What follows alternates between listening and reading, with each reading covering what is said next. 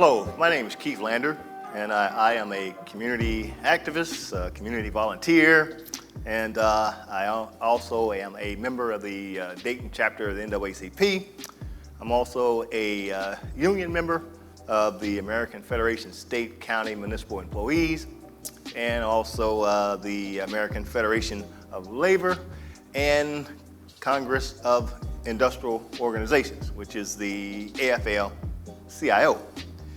I'm here today to highlight the efforts of the union fighting for equality alongside of some of the pioneers or some folks who worked real hard to bring change as far as race goes in the workplace and outside the workplace.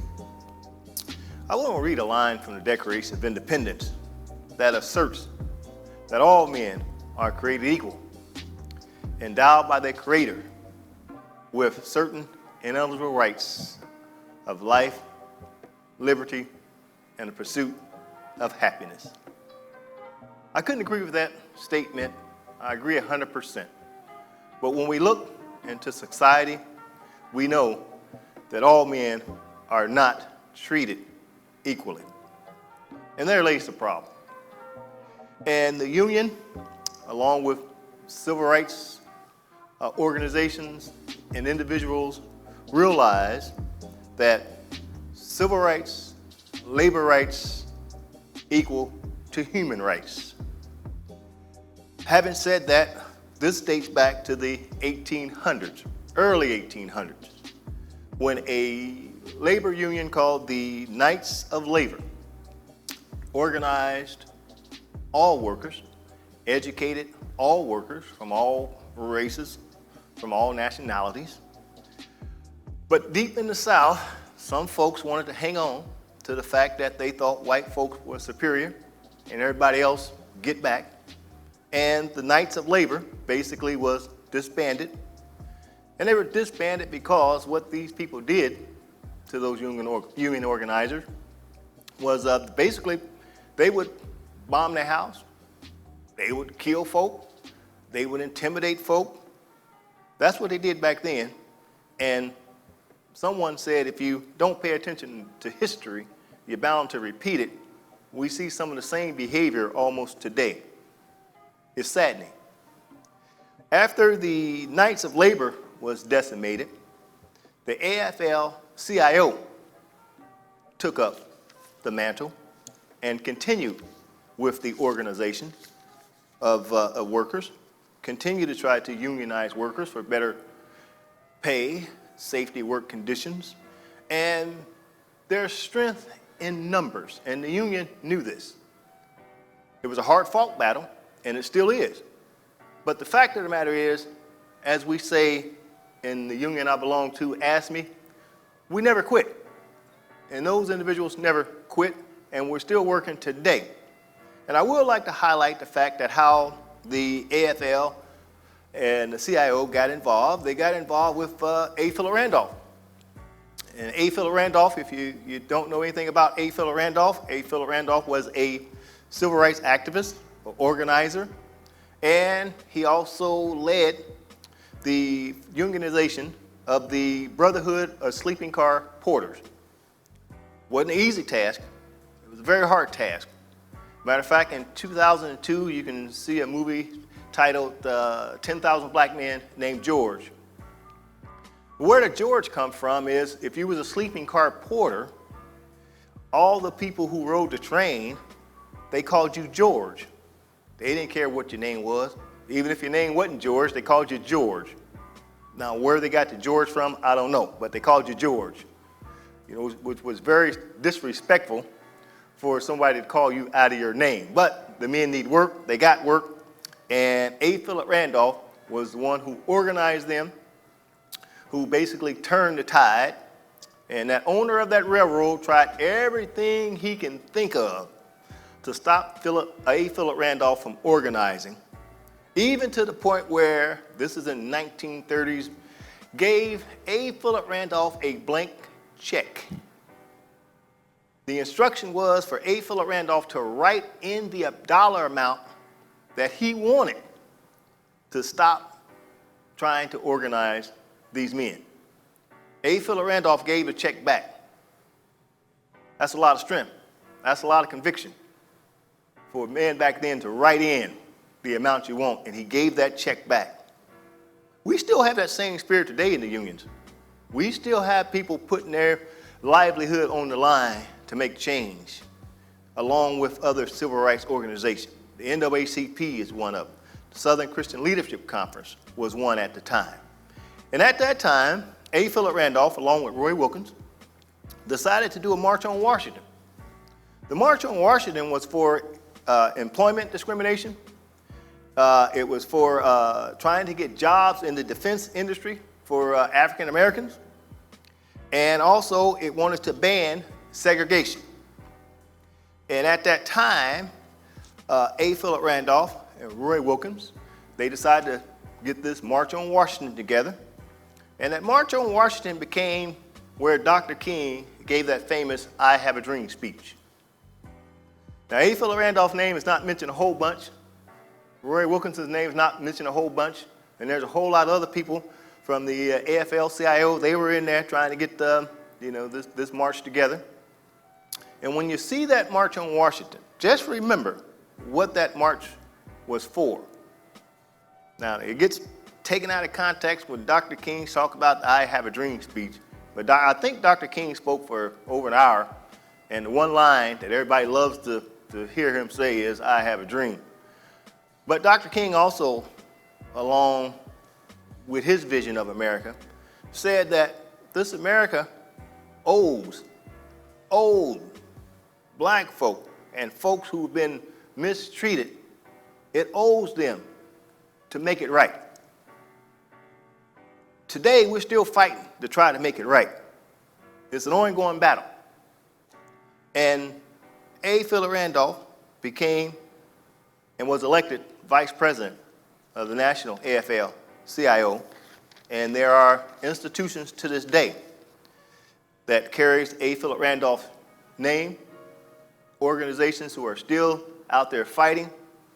As we see today, the fight is intensified. Change is hard, and the union knew change was hard. And at the time when the union teamed up, although up north folks were trying to get things where it is equal, down south, some folks in the union from the AFL-CIO, they wasn't having it. But I tell you what, the AFL and the AFL-CIO and their leadership went back down south and made sure that those individuals who said they was representing the AFL-CIO and wasn't doing what they supposed to do, those folks were voted out and folks was voted in to continue on with the progress. And so, as I say that, the AFL-CIO, along with AFSCME, we all had a political section of the unions. And folks always say, "Oh, everything's not political."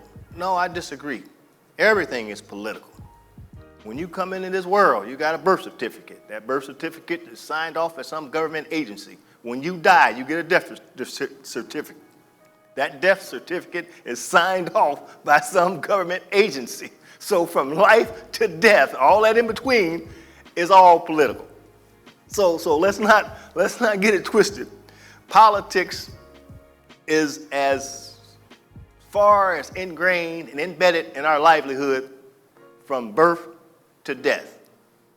And having known that, the union sought out politicians that was willing to do the work to make things equal. And when John Kennedy was alive, he tried his best he can until he was assassinated. And then after he was assassinated, Johnson took over. And I tell you what Johnson did with the pressure from civil rights organizations, with the pressure from unions, he came in and he outlawed employment discrimination based on race, color, sex, and national origin. He desegregated public accommodations. He prohibited a poll tax, which was a tool that used for voter suppression, as they call it now. He also established Medicare for the elderly, Medicaid for the poor, food stamp, Head Start. So all this was created because the pressure from civil rights organizations, the pressure from unions together, and holding those politicians accountable made a change. I say that because that strategy worked then and it can work now. If the politician has to write legislation and don't get the feedback from the public, then the politician is leading the public, not the public leading the politician. We vote on representatives, so the representative is supposedly doing the work of the people whom he or she is supposed to represent. And so what we have to do in order to make this change, we have to hold those people accountable. And I don't care what kind of letter they have after their name, a D, a R, a I, or no letter at all. If the work that they're doing is counterproductive to progress for everyone, then these people need to be out of office. And the way to do that is to vote. Don't let nobody tell you your vote don't count. When it comes down to voting, you'll see union members going from home to home, knocking on doors and, getting out the vote. That's important. Your vote do count.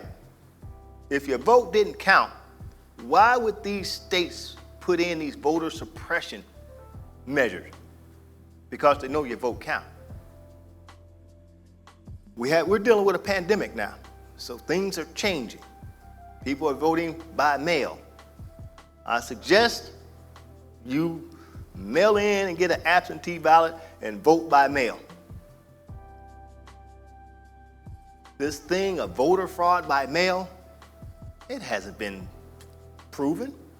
That's just talking points. And so I say again that if we're ever going to make progress, it has to start from the people. As folks said back in the 60s, power to the people. Well, if the people have the power, then the people have the power to make action and make change. We have to focus in on that. And I'm happy and encouraged when I see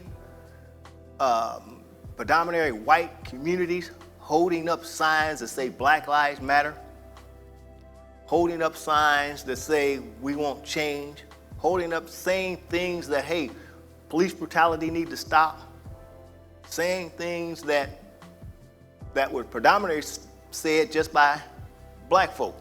Now we see this melting pot coming together for the common good.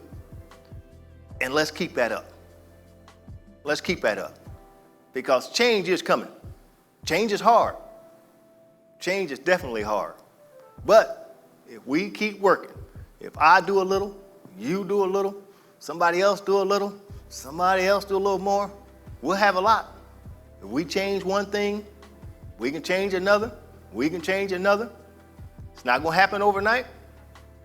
The Montgomery bus boycott, when folks wasn't riding that bus, lasted for over 2 years. Over 2 years, those people walked.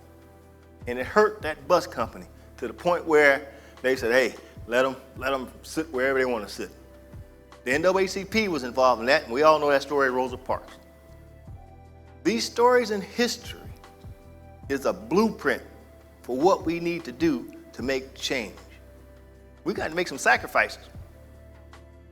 People say, well, what did you do, Keith? Well, I sued my employer. Still working. I'll be retiring here soon if they don't fire me before I get there. But I sued my employer because of what we perceived. Blacks wasn't being promoted. We were being passed over. What I see today is there were some changes made based on that suit. There were some black folks who did get promoted, a bunch. And I was happy, still happy to see it happen. And so I'm not talking something that I haven't participated in.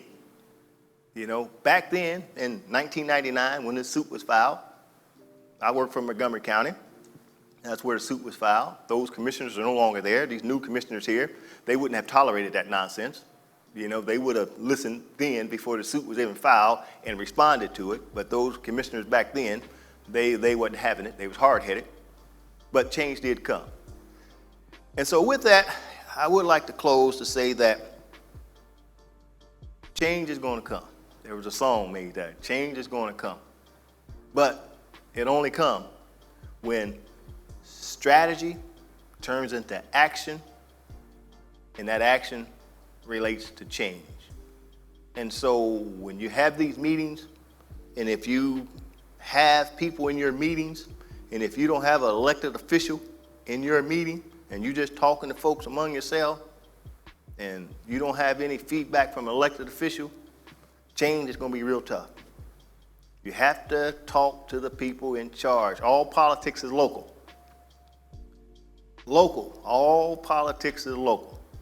You have to start city commission. You have to start the state house. And if you don't know who your state representatives are, look them up. If you don't know who your city council or city commissioners are, look them up. Or county commissioners, look them up. If you can't make it to the meetings, look at that on video. So I will say, keep working hard. The union will be there. The civil rights organizations will be there. Join a civil rights organization. Join one and be active. Whether it be the NAACP or whether it be the Urban League, join one.